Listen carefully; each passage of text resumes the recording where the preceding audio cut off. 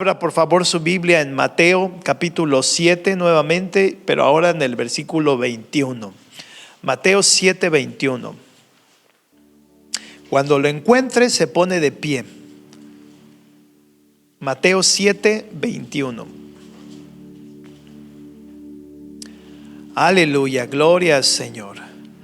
Dice la palabra de Dios en San Mateo capítulo 7, versículo 21 en adelante. Dice: no todo el que me dice Señor, Señor, entrará en el reino de los cielos, sino el que hace la voluntad de mi Padre que está en los cielos. Muchos me dirán en aquel día: Señor, Señor, ¿qué acaso no profetizamos en tu nombre, y en tu nombre echamos fuera demonios, y en tu nombre hicimos muchos milagros? Entonces yo les declararé a ellos: nunca los conocí, apartaos de mí, hacedores de maldad. Amén, amén y amén. Vamos a orar. Padre, bendícenos, Señor eterno. Háblanos, Dios mío. Que tu palabra, Dios mío, Señor, pueda traer a nuestras vidas dirección, conocimiento, esperanza, y que también nos exhortes, Dios eterno, y nos des fe a la vez. Favorécenos con tu palabra esta noche, Padre nuestro. Que tu Espíritu, Dios mío, pueda revelarnos y darnos discernimiento para entenderla. En el nombre de tu Hijo Jesús te lo pedimos. Amén, amén y amén. Pueden sentarse, amados. Dios me los bendiga.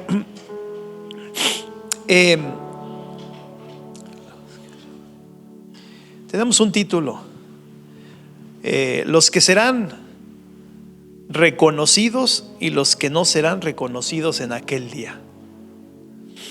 Los que serán reconocidos y los que no serán reconocidos en aquel día. Imagínense qué triste tiene que ser para un cristiano, y que Dios no quiera que nosotros seamos esas personas, de que partamos de esta vida y entremos a esa gloria, y esperemos más bien entrar a esa gloria, y de repente el Señor Jesús salga de frente, diciéndole a aquel ángel que nos lleva que no vamos a entrar.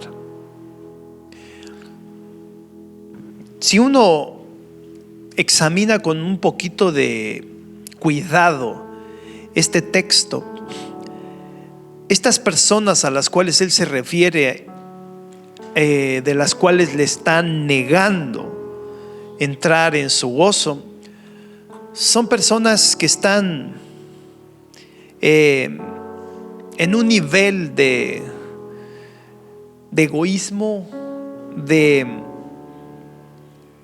¿cómo podríamos decirlo?, de altanería, de que piensan que lo que han hecho ellos les debe de dar, ¿verdad?, un motivo y una razón muy especial para que Dios lo reciba, o el Señor Jesús lo reciba con los brazos cruzados. Digo, con los brazos abiertos. Pero sin embargo, hay un par de palabras, son tres palabras que el Señor Jesús les dice a ellos, y se las dice al final, cuando les dice: apartados, que nunca los conoció, apartados de mí. Y de estas son las tres palabras: hacedores de maldad. Cuando ellos dijeron: pero en tu nombre hicimos esto, pero en tu nombre hicimos esto, y pero en tu nombre hicimos esto. La verdad es de que nosotros no hacemos milagros, nosotros no hacemos sanidades, como dice aquí. Nosotros no echamos fuera demonios con nuestras fuerzas. Eso lo hace Él. Entonces, levantarnos nosotros el pecho y decir: tengo los cielos ganados porque yo oro por personas, o porque yo evangelizo a personas, o porque yo tengo más labia que otros hermanos, eso es un error. Es un error pensar que nosotros tenemos el reino de los cielos ganado porque hacemos estas cosas. No, servirle al Señor es un privilegio. Es un privilegio. El pago que nosotros recibimos por servirle al Señor ni siquiera debería ser un pago que nosotros estuviésemos esperando. Ya nos dio una salvación. Jesús les dijo una vez a los apóstoles: no se regocijen porque echan fuera demonios o los demonios se someten a ustedes. Regocíjense porque su nombre está escrito en el libro de la vida. Entonces, cuando nosotros cambiamos esa manera de pensar y nos hacemos esos discípulos, esos hombres y mujeres discípulos que siempre están dispuestos a servir al Señor y a darle lo mejor al Señor, lo mejor de tu tiempo, lo mejor de tu vida, lo mejor de tu esfuerzo, y todavía aún ahí de que estás dando lo mejor, reconocer que sigues siendo un inútil. Parece que no tiene sentido, pero tiene mucho sentido delante de los ojos de Jesús. ¿Por qué? Porque es un privilegio. Es un privilegio el poder llevar el nombre del Señor en alto. Cuando tú, mira, voy a comenzar con algo muy simple. Cuando tú pones en tu vehículo una calcomanía donde dice Jesús te ama, ya desde ahí estás tú, digamos, haciendo algo para que alguien sepa de la fe que tú tienes. Pero lo único que hiciste fue poner una calcomanía y ahí está en tu carro. Alguien lo leerá y esa persona, cuando lo lea, necesita ser convencida, y esa persona quien la va a convencer es el Espíritu de Dios, no eres tú. Esas palabras que escribiste, si escribiste a lo mejor un versículo donde de tal manera amó, porque de tal manera amó Dios al mundo que ha dado a su Hijo el unigénito para que todo aquel que cree en Él no se pierda, mas tenga vida eterna. Esa palabra no es tuya, esa palabra es de Él. Y si esa palabra, como dice la Escritura, penetra hasta los tuétanos, penetra hasta lo más de adentro de la persona, quien lo va a hacer va a ser el Espíritu de Dios. Quien lo va a convencer va a ser el Espíritu de Dios. Quien lo va a perdonar si se arrepiente va a ser el mismo Dios Todopoderoso, el mismo Jesús. Y el que lo va a salvar es Jesús. Aleluya, gloria al Señor. Entonces, es necesario que entendamos por qué Jesús le dice a estas personas que no los reconoce. Es más, los llama hacedores de maldad. Lo que cuenta mucho es lo que uno hace, no lo que Dios hace. Y ahí es donde quiero comenzar, hermanos. Hay tres cosas esenciales, tres frutos esenciales para que seas reconocido por Jesús y te reciba. No por lo que Él hizo, sino por lo que tú hiciste. Acuérdate de eso, porque ya miramos aquí que estas personas hicieron grandes prodigios diciendo que ellos les hicieron, y bueno, el quien los hizo fue el Señor. Entonces vamos a mirar cuáles son esas tres cosas, esos tres frutos esenciales. Primero, amar. Segundo, la santidad, vivir en santidad. Y tercero, servir. Son tres cosas esenciales que tú puedes hacer, que parten de ti. Si tú oras por un enfermo, en el nombre de Jesús desciende el poder de Dios sobre esa persona y la sana fue Dios, no tú. Pero sin embargo, si tú amas a una persona porque le das tu tiempo, le das a lo mejor alguna ayuda, lo atiendes o miras por esa persona, vale decir, haces obras de amor por esa persona, eres tú quien está haciéndolo. Lo mismo es con la santidad, y ahorita voy a entrar a esa parte, y después con lo de servir. Dice la Escritura que amemos al Señor con toda nuestra mente, corazón y ser, o todas nuestras fuerzas. Eso lo hacemos nosotros. Ahora, ¿de qué forma o de qué manera se ama a Dios? La Escritura nos habla en el juicio de las naciones, allá en el capítulo 25 de Mateo, si más no recuerdo, de que Jesús le dice a las ovejitas de su derecha: venid a mí, benditos de mi Padre, a heredar los cielos que han estado preparados para ustedes desde la fundación del mundo. Porque tuve hambre y me diste de comer, tuve sed y me diste de beber, estuve enfermo y me visitaste, estuve en la cárcel y me visitaste. Estuve desnudo y me cubriste. Y entonces ellos dirán: Señor, ¿cuándo hicimos eso por ti? Y él les contestará en aquel día el gran rey: si se lo hicieron a uno de estos, de los más pequeñitos míos, me lo hiciste a mí. Entonces Jesús ahí habla de puras obras de amor. Entonces, ¿de qué manera uno ama a Dios? Amando a tu prójimo.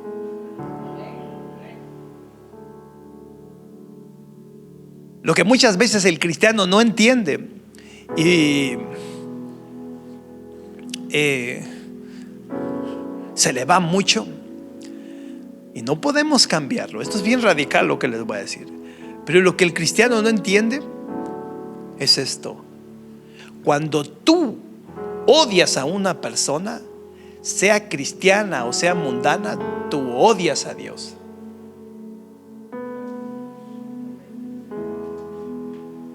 No, pastor, ¿cómo? ¿Cómo yo no odio a Dios? Tal esa persona me hizo daño, lo odio. Con odio jarocho.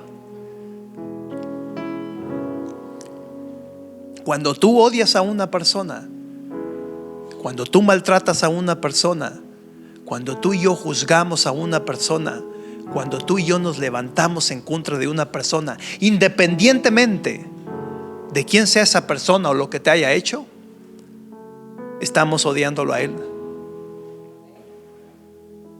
¿Por qué? Porque le dirá a los de su izquierda: apartaos de mí, malditos, no los conozco. Porque tuve hambre y no me diste de comer, tuve sed y no me diste de beber, estaba desnudo y no me cubriste, estaba enfermo y no me visitaste, estaba en la cárcel y no me visitaste. Y dirán: Señor, ¿cuándo te vimos que no te hicimos eso? Bueno, por cuanto no se lo hicieron a estos pequeñitos, a mí no me lo hicieron. Por eso les dije que era bien radical.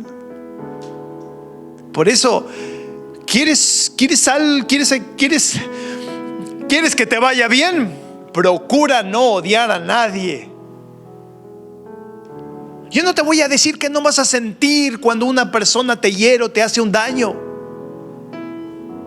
No eres un pedazo de piedra para que no sientas, pero tienes un corazón. Tienes un corazón capaz de perdonar si tú lo deseas. Capaz de no levantarte en contra de esa persona. Entonces son tres cosas. La primera es amar incondicionalmente a nuestro prójimo como a nuestros hermanos en la iglesia.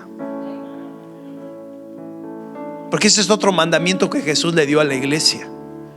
De esa manera nosotros amamos a Dios. Por eso la escritura dice: porque aquel que dice que ama a Dios y no ama a su hermano, el tal es un mentiroso. Miente. Y a Dios nadie puede burlarlo nadie puede engañarlo. Si tienes por ahí algo que te pica, con esta palabra que te acabo de decir, arréglalo. Porque no vaya a ser que cuando llegues allá, el día de mañana, de repente, pues que el hermano y la hermana ya se murió. Ay, la chilladera, ¿verdad? Porque se murió el pastor. Y el pastor llega ya delante del Señor: ya llegué, Señor. Ay, está bien bonito. Que no te conozco, hacedor de maldad. Apartaos de mí, apártate de mí. ¿Qué, Señor? ¿Pero por qué? Porque no amaste, odiaste. Eso es ser hacedor de maldad. Esto de ser cristiano no es un cuentito nada más ahí, alá, y se va. Esto de ser cristiano no nada más de: ay, voy a ir a misa con camisa o sin camisa, pero voy a misa y que hay que me ore el señor cura. No, así no trabaja la cosa. Es algo serio. Tu salvación costó sangre, costó golpes, costó una vida en una cruz. Por eso esta salvación es más de lo que muchas veces nosotros pensamos o nos imaginamos. Tómala en serio, porque el Señor Jesús tomó en serio salvarte. Entonces, ¿cuál es el segundo? El segundo es vivir en santidad. Antes de que vayamos al siguiente, dile a tu hermano que está a un lado: te amo, hermano, te amo, hermana.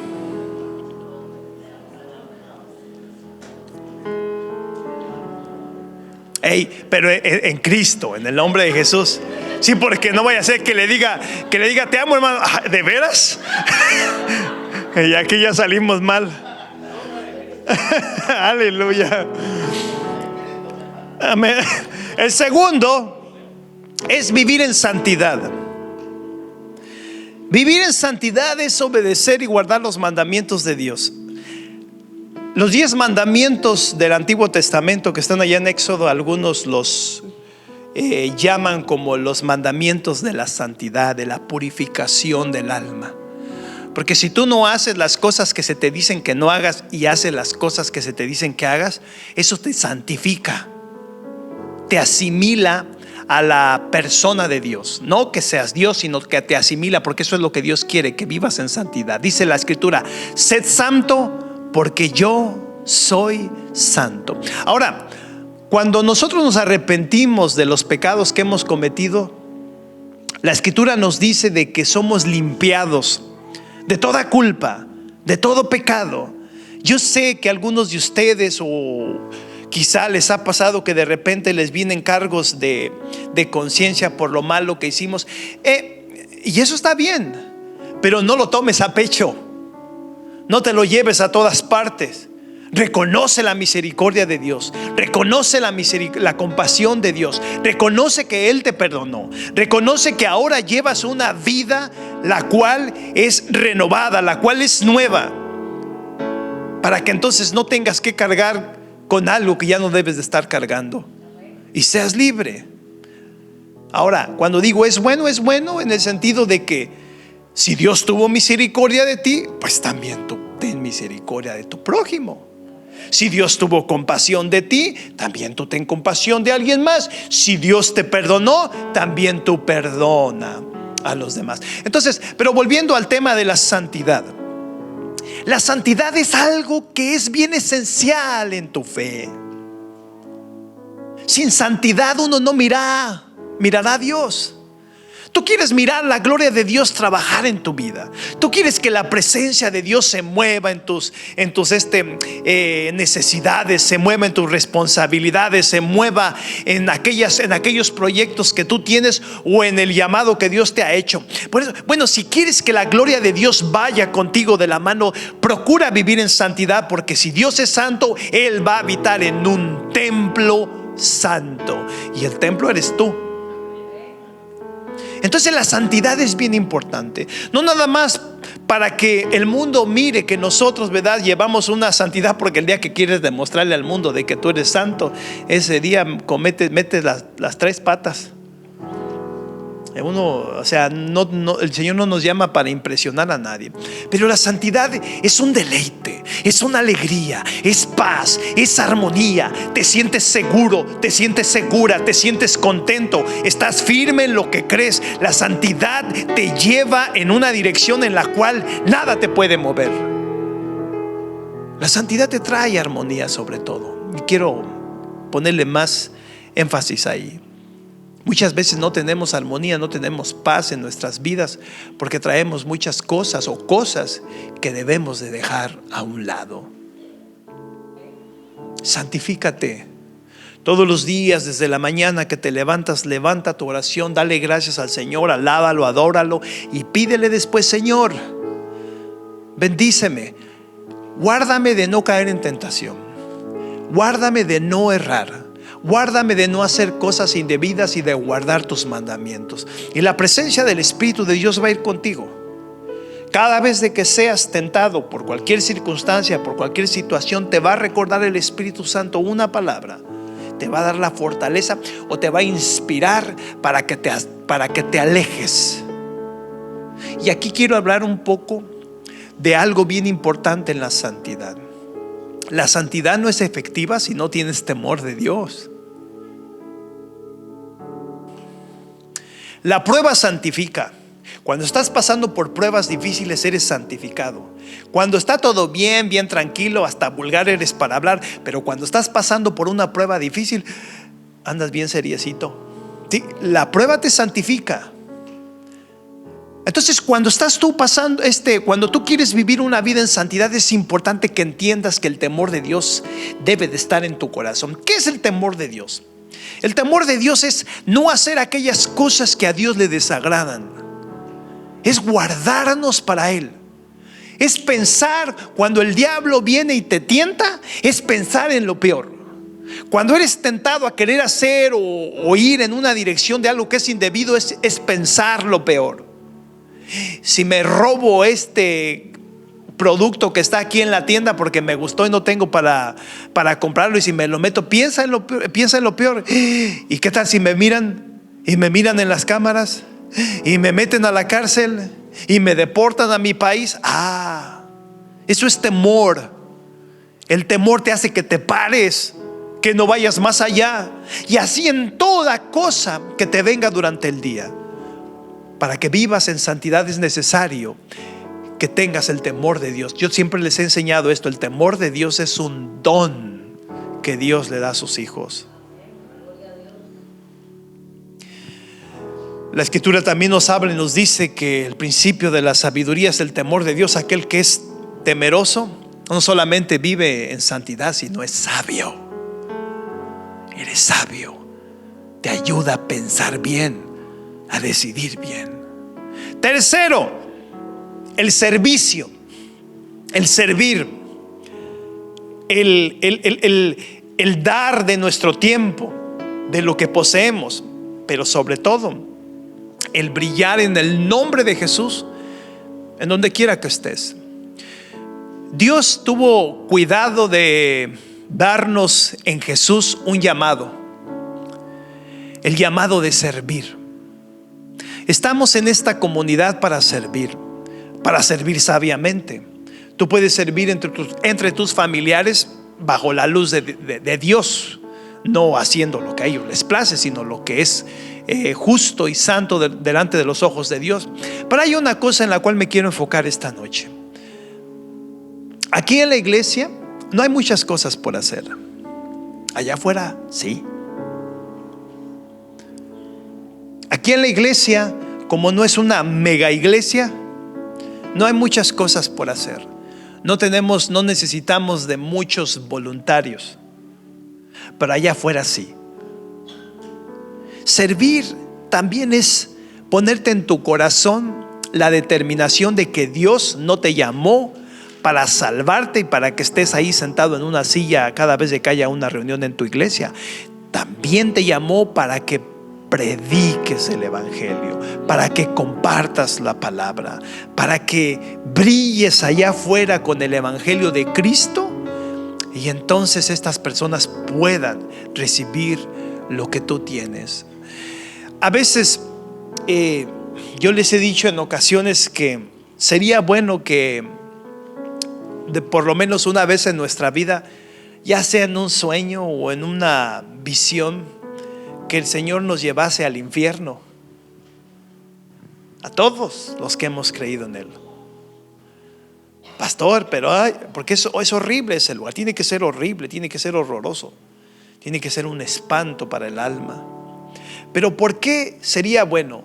Para que mires lo que le pasa a las personas a las cuales el evangelio no les entró en su corazón o no creyeron, y la necesidad que hay de que ese evangelio se les siga llevando, se les siga predicando. Te levantarías hasta en días que está a bajo cero la temperatura, como quiera, tú te harías una cita para llevarle el evangelio una vez que hayas venido de aquel lugar horrible que es el infierno. Una vez un pastor contaba una visión que tenía, y yo se las he dicho en otros sermones, de cómo él miraba un lugar oscuro con el cielo un poco rojizo, y miraba que había un río a lo lejos, y al final del río había como un tipo cráter, un hoyo grande, y se miraba rojizo, como algo rojo que salía de ese lugar. Entonces caminó hacia el río, y presto se iba acercando, se dio cuenta que el río no llevaba agua, llevaba gente. Eran personas que iban una tras otra, una tras otra. Días atrás estaba mirando una película que se llama 2012. La hicieron por allá hace unos 15 años atrás, donde el mundo se acaba. No sé quién la haya visto. Se llama 2012. En esa película, cuando llegan a las arcas donde se van a subir los que pagaron, imagínense, nada más ahí, qué película tan tonta, ¿no? Nada más se salvan los que tienen dinero y los que son inteligentes o intelectuales. Y creo que el ticket valía 1 billón de euros. Imagínense, Dios cuando miró esa película se había reído. Estos piensan que por su inteligencia, porque tan bonito los voy a salvar. Bueno, en todo caso, en esta película de repente viene una ola muy grande y ya tienen que meterse, y todavía hay gente esperando meterse a una de las arcas, gigantescas las arcas. Entonces, como ya viene la ola, va a llegar en media hora, suben la puerta, la cierran. Entonces la gente que está afuera se da cuenta y todos comienzan a correr hacia el arca. Entonces entre la arca y digamos la plataforma donde estaba la gente, que es enorme, la puerta al bajarse era como un puente para meterse al arca. Entonces estos levantaron el arca, y al levantarse el arca pues hay un espacio que la gente pues no podía cruzar porque era caer hacia abajo. Entonces todos comenzaron a correr al ver que el arca se estaba cerrando, y ya cuando iban llegando, los que iban adelante quisieron pararse porque a lo lejos no se mira que hay un hoyo. Entonces quisieron pararse, pero la fuerza de la gente que va corriendo les impidió pararse y muchos cayeron. Bueno, si miraste esa película, eso es lo que te quiero decir con respecto a esta visión que este hermano, que este pastor tuvo. Él miraba que era un río de gente que iban caminando todos hacia la dirección donde estaba aquel gran cráter, que salía algo rojizo de abajo. Entonces él, al mirar eso, fue caminando hacia el cráter y se acercó, y lo que allí había abajo era fuego.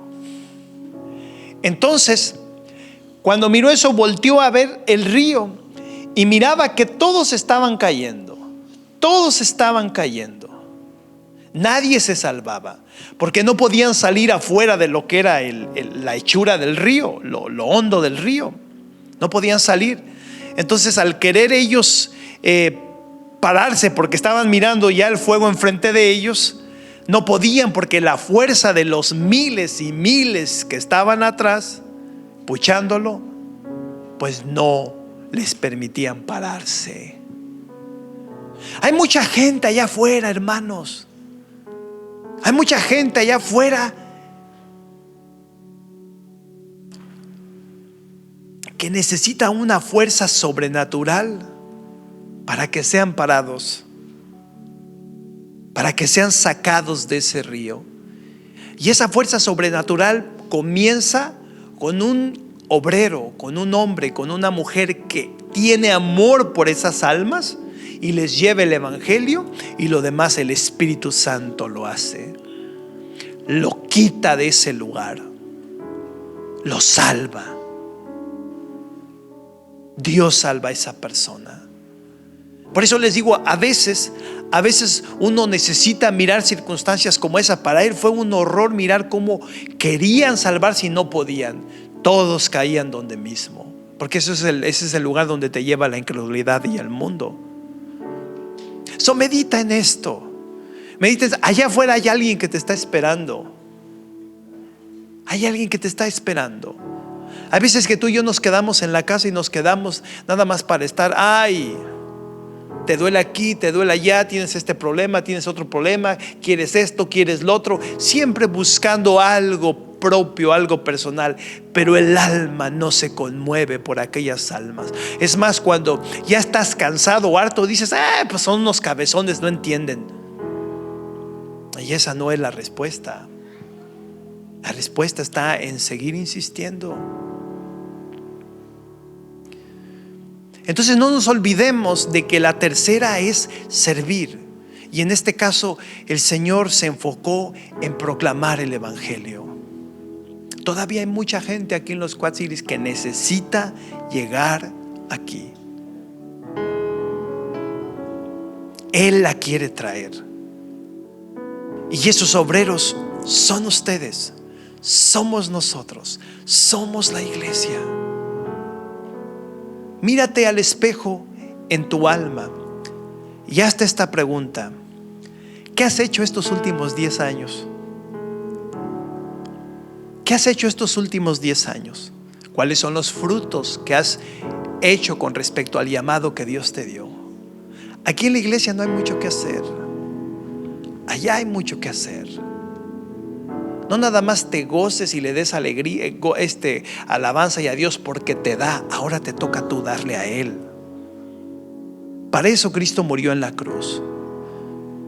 Y la iglesia tiene que despertar en ese sentido. Entonces esta es el tercer fruto que nosotros necesitamos tener para que cuando estemos en la presencia del Señor no se nos rechace. El título de este sermón nuevamente es los que reconocerá y los que no reconocerá el Señor en el día postrero. Y nosotros queremos que nos reconozca. Nosotros no queremos que nos diga: apartados de mí, malditos. Apartados de mí, porque nunca osaste de menos levantarte y decirle a tu vecino: te invito a mi iglesia. Lo más simple del mundo. Apartados de mí, porque nunca quisiste guardar mis mandamientos y siempre quisiste hacer lo tuyo y nunca y viviste en santidad y en temor de mi nombre. Apartados de mí, porque nunca amaste a tu semejante ni a tus hermanos y por lo tanto nunca me amaste a mí.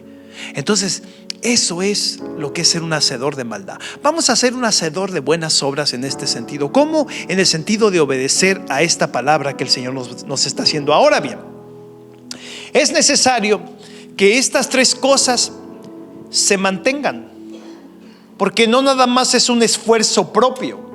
Tiene que haber una fuerza espiritual que te mantenga usable, que estés trabajando. Es como esto, es como este micrófono que tengo en mi mano. Este micrófono es un micrófono que tiene muchos componentes y puede ser un micrófono muy carísimo que a lo mejor está hecho de titanio. Bueno, no es titanio, ¿verdad? Pero está hecho de titanio y es carísimo. Es una pieza muy valiosa. Pero este micrófono no va a trabajar si no tiene pilas, si no tiene energía.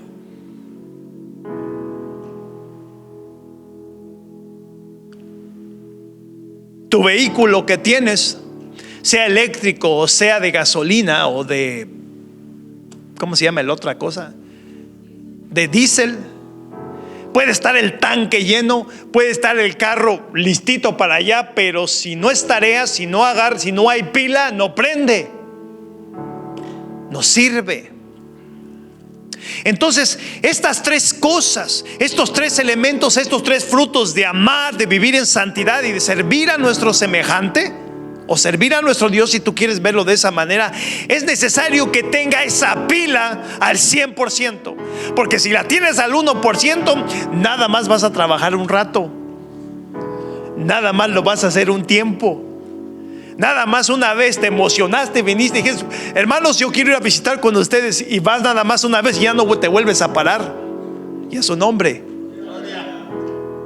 Nada más una vez tuviste la fuerza y la fortaleza de perdonar a alguien, de amar a alguien o de servir a alguien o de llevarle el evangelio. ¿Por qué? Porque tenías en el 1 tu pila y se te apagó, se te descargó.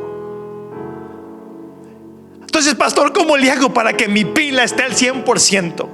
¿Cómo le hago, pastor? Bueno, hay cosas que tú sabes y ya las sabes, pero son necesarias que las hagas, porque si no las haces, tú eres un cristiano con pila, ¿cómo se dice? Descargada.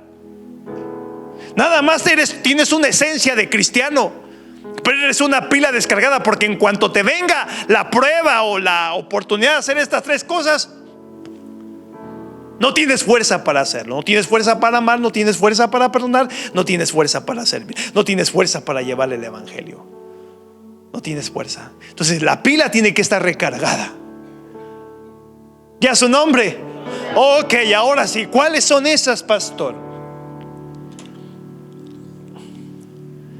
La lectura de la palabra de Dios. Si tú no lees la Biblia, eres tú, no el Señor, hablando cuando hablas en el nombre de Jesús. La palabra de Dios es vida, es dirección, es sabiduría, te santifica también, tiene poder. Necesitas leer la palabra de Dios. Hay algunos que ni Biblia tienen, y si tienen, la tienen allá metida en el closet. Y cuando llegan aquí a la iglesia, llegan sin Biblia. Si a la iglesia vienes sin Biblia, pues afuera tampoco vas a andar con Biblia. Y vas a tener una batería encendida para predicarle el evangelio a alguien. ¿Qué evangelio le vas a predicar si no lo conoces? ¿Cómo vas a saber amar a alguien? ¿Cómo vas a saber servirle a alguien? ¿Cómo vas a saber que estás haciendo la voluntad de Dios si no conoces la palabra de Dios? Me voy a salir como aquel cristiano que una vez dijo: no, pues como dice la Biblia, ayúdate que yo te ayudaré, dice el Señor. Y de repente un dicho mundano lo vas a meter, simplemente porque hay ignorancia en tu vida de parte de la palabra de Dios. Cuando Dios llamó a Josué le venía candela. Josué no batalló con el pueblo de Israel como batalló Moisés. ¿Por qué? Porque el ministerio de Moisés era muy diferente al de Josué. El de Josué era simplemente agarrar al pueblo y meterse a la fuerza y conquistar en el nombre del Señor, donde Dios les dio la habilidad de poder conquistar a todas esas personas. Por eso Dios tuvo cuidado de decirle: no te apartes de la escritura. De noche y de día medita en ella, porque la vas a necesitar para ser un buen padre, para ser una buena madre, para ser un buen compañero, para ser una buena compañera, para ser un buen cristiano, para poder amar, para poder servir. ¿Y cuál es la otra? Para poder vivir en santidad, necesitas la palabra de Dios. La otra es la oración. Necesitas la oración. Necesitas orar todos los días. Dice el apóstol Pablo: en todo tiempo. Tú puedes orar en todo tiempo. Tú puedes estar en el trabajo y puedes orar. Tú puedes ir en el vehículo y puedes orar. Tú puedes estar acostado y tú puedes orar. La oración es el puente, es el canal que te hace comunicarte con tu Padre. Ya no hay un velo que te divida entre tú y Dios. Ese velo ya fue roto. Ahora, en el nombre de Jesús, tú puedes venir directamente delante de la presencia de Dios y orar, clamar, pedir, o alabar o adorar si quieres en tu oración. Pero la oración es esencial. Pero si tú y yo somos personas que oramos 1 minuto en la mañana y 1 minuto en la noche, no tienes pila, o más bien tu pila está muerta. En cuanto venga la prueba, no vas a poder. Y a su nombre. La otra es el ayuno. Necesitamos ayunar de vez en cuando, porque el ayuno es un tiempo en el cual hay una comunión íntima con Dios. No pones tu mirada en aquellas cosas que usualmente las pones, incluso, y en este caso la comida también. Pero es un tiempo muy especial. Hay una conexión donde tu carne es débil, pero tu espíritu es fuerte. Y puedes tener esa comunión, esa intimidad con Dios. Y último, la fe, el creer. Tienes que hacer uso de tu fe. Ahora, la fe es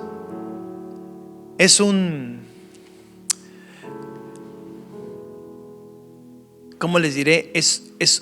Nosotros decimos allá en México, es un pique. ¿Cómo es un pique? Déjenme se lo explico. Cuando íbamos al río a bañarnos, ¿quién tuvo la bendición de ir a un río a bañarse allá en su país? Aleluya. El agua, en unos ríos el agua está bien clarita, pero en otros no, está así como media amarillita, tiene su color y no se mira lo que está abajo. Entonces, pues cuando íbamos con los chavos, alguien tenía que hacer el pique, o sea, aventarse primero, o sea, arriesgarse. Tiene que arriesgarse primero para que después le dé de conocer a los otros cómo está la cosa. Bueno, la fe es así. Si tú no arriesgas, nunca vas a hacer uso de tu fe. Nunca. Eso uno lo sabe muy bien. Hay días en que dices tú, voy a creer, vamos a hablar de algo médico, voy a creer y te aferras. Pero hay días en que no estás así y dices, ay, a ver cuándo me dan una cita. Porque la fe muchas veces como que hay días que tienes y hay días que no tienes, y eso es la razón por la cual eso pasa, es porque no tienes esa comunión tanto con la palabra, con la oración, con el ayuno con Dios. Entonces estás débil y tu fe no se afirma. Entonces estas cosas son esenciales para que puedas amar, son esenciales para que puedas vivir en santidad, son esenciales para que puedas servir y puedas predicar el evangelio y siempre tengas las pilas al 100%. ¿Cómo está tu pila el día de hoy? ¿Cómo está? ¿Está cargada? ¿O está descargándose? ¿O está descargada? Haz estas 4 cosas. Dobla tus rodillas, clama a Dios, búscalo, toma tu Biblia, lee la palabra, medita en ella, piensa en ella, reflexiona en ella. Haz un ayuno para que te levantes. Es como un shot que te pones de bedoyeta. Ya ven que el tratamiento son 5. Allá en México son 5 inyecciones de la bedoyeta y te pones así bien cuadrado, como el hermano Raúl, bien prendido. Digo, como el hermano Jesús. Haz eso y de repente te enciendes. Y cree lo que Dios te dice. Arriésgate y vas a ver la gloria del Señor moverse tremendamente. Vas a poder amar a quien sea. Vas a poder vivir en santidad en todo tiempo y circunstancia. Vas a poder servir siempre. Y entonces, aquel día, cuando tú partas de esta vida, si el Señor no viene por su iglesia antes, vas a mirar cómo te acercas a una luz que se va haciendo más grande y más grande y más grande, que empieza a llenarlo todo, y de repente vas a mirar a Jesús, decirte: bienvenido siervo mío, bienvenida sierva mía, bienvenido. Si para eso te trajo el Señor el día de hoy, para que seas reconocido el día de tu partida y no te toque la mala fortuna o ahí lo dejo, de que el Señor no te reconozca, porque eso está pasando todos los días. Hay muchos cristianos que se mueren y no entran. ¿Qué te dice tu conciencia? ¿Qué te dice tu conciencia? Si tu conciencia te está atacando, ¿sabes qué? Ponte las pilas. Y ya sabes cómo ponerte las pilas, cómo recargar las pilas. Hazlo para que entonces seas un hombre, una mujer que ama, que vive en santidad y que sirve al 100%. Y a su nombre, aleluya. Vamos a orar, hermanos. Padre, te damos gracias por esta palabra, por este mensaje. No queremos quedarnos fuera, Señor. No queremos por ninguna razón quedarnos fuera.